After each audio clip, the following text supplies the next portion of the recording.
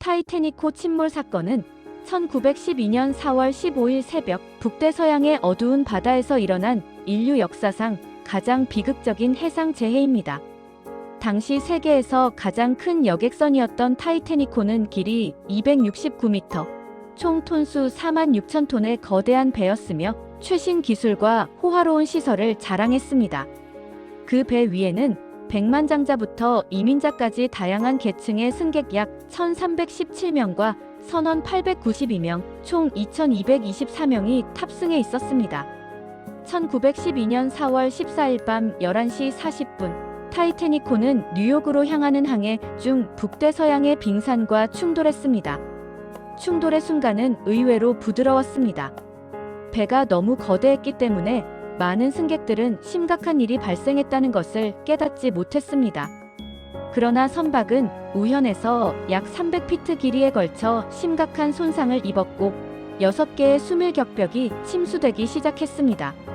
당초 설계상으로는 최대 4개 구해까지만 침수되어야 했는데 현실은 그보다 훨씬 더 심각했습니다. 약 2시간 40분에 걸쳐 배는 천천히 침몰해갔습니다. 선원들이 구명 보트를 내리기 시작했을 때 승객들 중 많은 사람들은 여전히 상황의 심각성을 이해하지 못했습니다.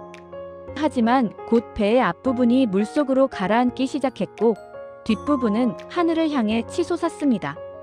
새벽 2시 20분, 선체는 두 부분으로 나뉘며 바닷속으로 완전히 사라졌습니다.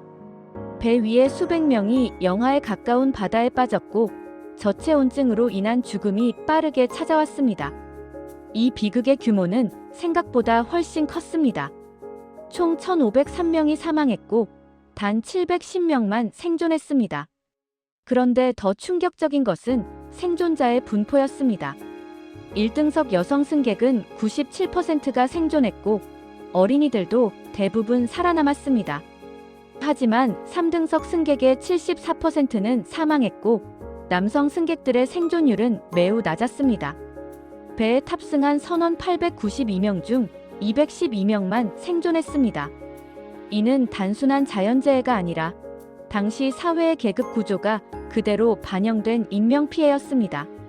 이러한 참사가 일어난 근본적인 이유 중 하나는 구명보트의 부족이었습니다. 타이타닉호에는 20척의 구명보트가 있었는데 이는 약 1,178명만 탈 수 있었습니다. 2,200명 이상이 탑승한 배에 말입니다. 당시 해상법에서는 선박의 크기에 관계없이 특정 수의 구명보트만 요구했기 때문에 이러한 비극이 일어났습니다. 게다가 구명보트들이 완전히 채워지지도 않은 채 출발하는 경우도 많았습니다.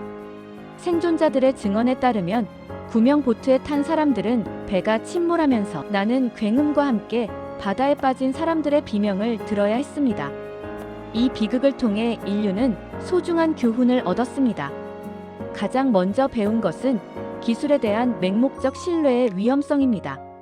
타이타닉호는 최신 무선통신, 이중선체, 수밀격벽 등 당대 최고의 안전 기술을 갖추고 있었습니다. 사람들은 이 배를 침몰하지 않는 배라고 부르며 절대 안전하다고 믿었습니다. 하지만 설계 오류와 운영 미흡으로 인해 모든 기술이 무용지물이 되었습니다. 인간이 아무리 뛰어난 기술을 개발해도 그것에만 의존해서는 안 되며 항상 최악의 시나리오를 대비해야 한다는 교훈입니다. 두 번째 교훈은 규정과 법률의 중요성입니다. 사건 이전에는 선박의 구명보트 수를 엄격히 규제하지 않았습니다. 결과적으로 2,200명을 태운 배에 1,178명분의 구명보트만 있었던 것입니다. 이 참사 이후 국제해사안전규정이 대폭 강화되었고 모든 여객선의 승객 수만큼의 구명보트 탑승을 의무화했습니다. 또한 국제빙산 순찰대가 설립되었고 24시간 무선통신 체제가 도입되었으며 선체의 수밀격벽 높이와 설계가 개선되었습니다. 이는 규정이 없을 때 기업들이 비용 절감을 위해 안전을 얼마나 쉽게 외면할 수 있는지를 보여줍니다. 세 번째 교훈은 의사소통과 정보 공유의 필수성입니다. 타이타닉호는 빙산 경고를 받았음에도 속도를 늦추지 않았습니다. 또한 침몰 직후 근처 선박인 카르파티아호는 즉시 구조에 나섰지만 다른 선박인 칼리포르니아호는 무선 통신을 끈 상태였기 때문에 신호를 받지 못했습니다. 만약 모든 선박이 24시간 무선 통신을 유지했다면 훨씬 더 많은 생명을 구할 수 있었을 것입니다. 이는 위기 상황에서 명확한 의사소통과 정보 공유가 생명을 구할 수 있음을 명확히 보여줍니다. 네 번째 교훈은 사회적 불평등의 현실입니다. 생존율의 극단적 차이는 당시 사회의 계급 구조를 적나라하게 드러냈습니다. 1등석 승객은 우선적으로 구명 보트에 탔고 3등석 승객들은 배의 하층부에 있어 탈출 경로 정보를 받지 못했습니다. 일부 3등석 출입문은 잠겨 있었고 승무원들이 1등석 승객 보호를 우선시했습니다. 이는 위기 상황에서도 사회적 약자가 더 큰 피해를 입을 수 있다는 것을 보여줍니다. 다섯 번째 교훈은 예방의 가치입니다.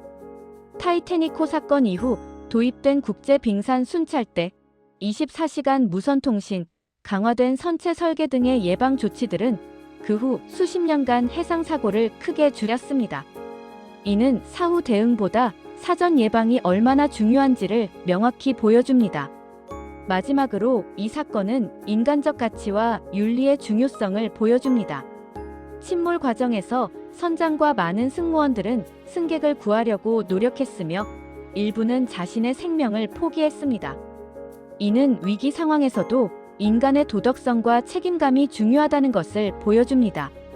동시에 일부 승무원의 안일함과 규정 위반은 비극을 가중시켰으므로 모든 관계자가 책임감 있게 행동해야 함을 시사합니다. 타이타닉호 침몰 사건은 단순한 역사적 비극이 아닙니다. 그것은 현대 사회에도 여전히 적용되는 교훈을 담고 있습니다. 과학기술의 발전, 규정의 수립, 정보의 투명한 공개, 사회적 약자 보호, 그리고 예방 정책의 중요성은 오늘날 항공안전, 의료 시스템, 건설, 안전, 환경 정책 등 다양한 분야에서 여전히 강조되고 있습니다. 이는 타이타닉호 침몰이 단순한 과거 사건이 아니라 인류 문명이 배워야 할 영원한 교훈을 제시한다는 의미입니다. 더 많은 흥미로운 역사적 사건들에 대해 더 알고 싶으신가요? 댓글로 여러분의 생각을 공유해 주시고 더 많은 이야기를 원하신다면 구독과 좋아요 부탁드려요.